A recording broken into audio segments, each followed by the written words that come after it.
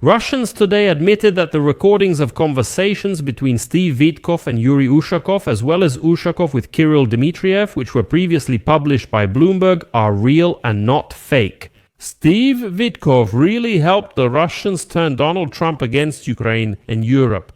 And Vitkov himself admits that he has great respect for Vladimir Putin and is ready to help him in any way to end the war on the Kremlin's terms. The scandal over published recordings of talks between Trump's envoy Steve Vitkov and Putin's aide Yuri Ushakov, plus efforts to push Russia's peace plan on Ukraine, is growing as new details emerge.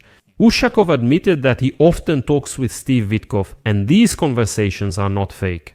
During these talks, Vitkov told the Russians how to pressure the White House to make Zelensky surrender Donbass and disrupt Ukraine's supply lines. And in the recordings of the conversation, it is clearly heard how Putin's envoy Dmitriev states that the peace plan was written in Moscow and Steve Vitkov just needs to carefully present it as an American one. And this is no longer just official negligence or internal political struggle. This is direct treason against the national interests of the United States. In fact, it is collusion with a geopolitical adversary against a geopolitical ally. And, some experts are already comparing this episode to Kim Philby, the former head of military intelligence, Section 6's Section 9, who turned out to be a KGB agent during the Cold War.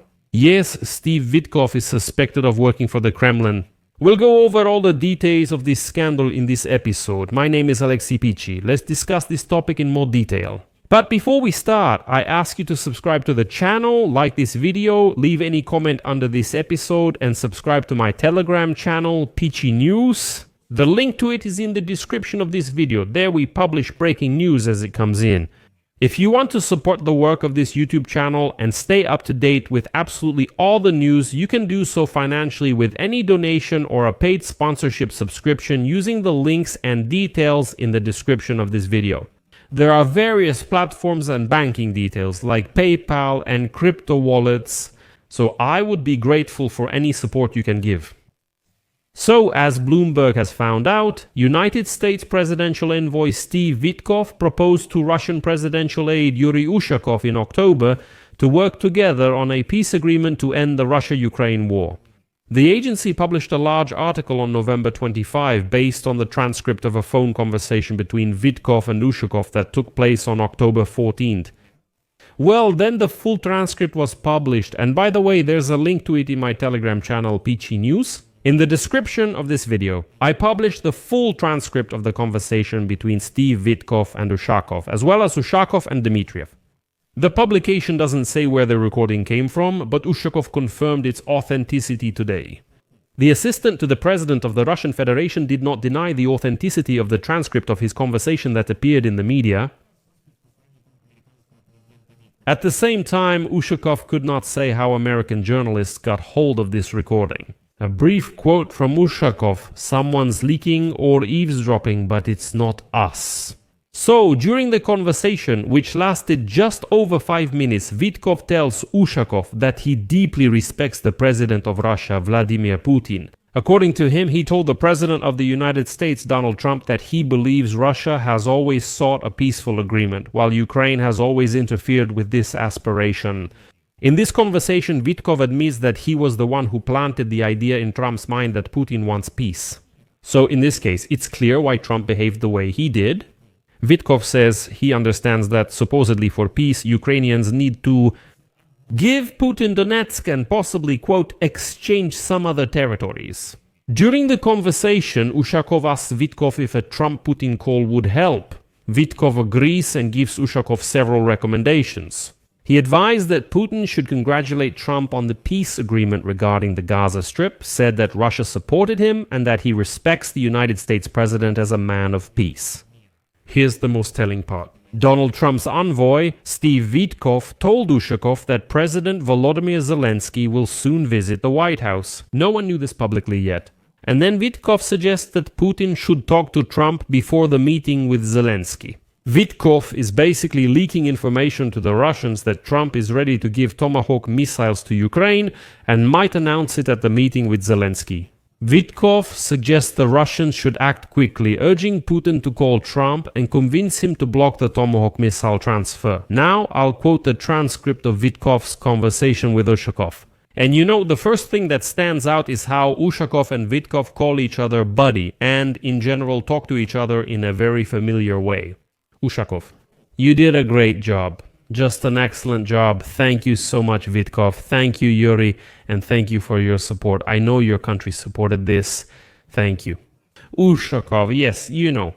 That's why we suspended the organization of the first Russian-Arab summit, because we believe that you are doing real work there in the region. Vitkov: I think that if we manage to resolve the Russian-Ukrainian issue, everyone will be jumping for joy. Ushakov: yes, but we just need to solve one problem, laughs Vitkov. Which one? Ushakov: the Russian-Ukrainian war. Notice, Putin's aide doesn't say special military operation, doesn't say Ukrainian crisis, but says war. Only unwashed Russians are forbidden to use the word war. Vitkov: yes, I know, but how do we solve this? Ushakov: my friend, I just want your advice. Do you think it would be helpful if our bosses talked on the phone? Vitkov: yes, I think so. Ushakov: when do you think that could happen? Vitkov: as soon as you suggest it, my boss will be ready. Ushakov: all right. Vitkov: Yuri, that's my recommendation. I would call just to remind him that you congratulate President Trump on this achievement, that you supported it, that you respect him as a man of peace, and that you are sincerely pleased with the results of his work. That's how I would say it. I think it would make for a very good conversation. Because let me tell you what I said to President Trump. I told him that you, the Russian Federation, have always wanted a peace agreement. I believe that. I told the president that I believe it. And I think the problem is that we have two sides that find it hard to reach a compromise. But when we get there, we will have a peace agreement. I even think that maybe we will come up with a 20-point peace proposal like we did for Gaza. We developed Trump's 20-point plan for peace. And I think that maybe we'll do the same with you. My point is, Ushakov interrupts saying, all right, my friend. I think this is the point our leaders could discuss. Steve, I agree with you that he will congratulate him, say that Mr. Trump is a real peacemaker and so on. That's Putin, Vitkov will say, but there's something else that would be amazing. I just want you to say, maybe just say this to President Putin because, you know, I deeply respect President Putin. Maybe he'll say it to President Trump, you know? Steve and Yuri discussed a very similar 20-point peace plan. This could help move the situation forward from a deadlock. We are open to such things, to understanding what is needed for a peace agreement. Now, just between us, says Steve Vitkov, I understand that peace requires Donetsk and possibly exchanging other territories. But listen, instead of talking like this, let's speak more optimistically, because I think that way we'll reach an agreement, and I think Yuri Dast will give me a lot of freedom and authority to reach a deal. So, if we can create such an opportunity that I talked to Yuri and we discussed it, I think it can lead to great progress. Ushakov: all right, sounds good, not bad, Vitkov. And also, Zelensky is coming to the White House on Friday. Ushakov: I know, and laughs. Vitkov: I'm going to that meeting because they want to see me there, but I think if possible we should have a call with your boss before that Friday meeting. Ushakov: okay, I'll consider your advice and talk to my boss before getting back to you. That is, notice, no one even asks Vitkova, he just stupidly leaks information about what's happening in the White House. Insiders are already saying yes today. After speaking with Putin, Trump chose not to provide Ukraine with Tomahawk missiles. And now, here's another interesting point. As Bloomberg notes, Vitkov and Ushakov spoke shortly after achieving a peace agreement on the Israeli-Palestinian conflict and the release of hostages held by terrorists. It seems that Ushakov of Hamas accepted some of Vitkov's advice, because after his conversation with Putin on October 16, Trump said, quote, President Putin congratulated me and the United States on the great achievement of peace in the Middle East. Ushakov told journalists that Putin started the conversation by congratulating Donald Trump on normalizing the situation in the Gaza Strip. After this conversation, Vitkov met in the United States with the special representative of the Russian president, Kirill Dmitriev.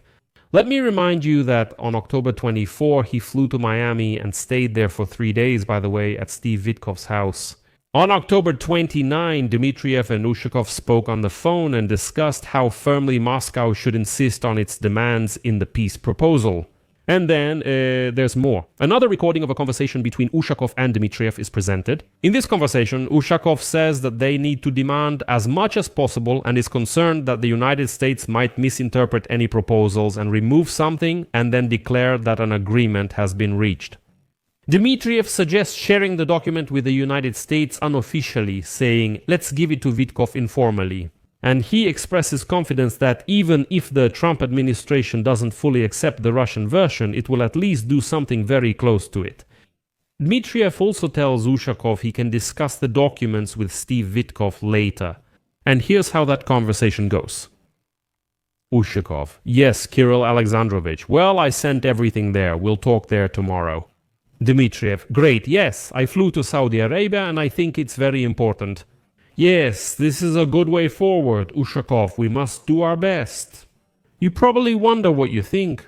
But to make a claim like, "Why aren't you looking at Dmitriev?" I think we'll just make this document as part of our position. And I'll just informally, directly pass on that all of this is informal and let them handle it as their own.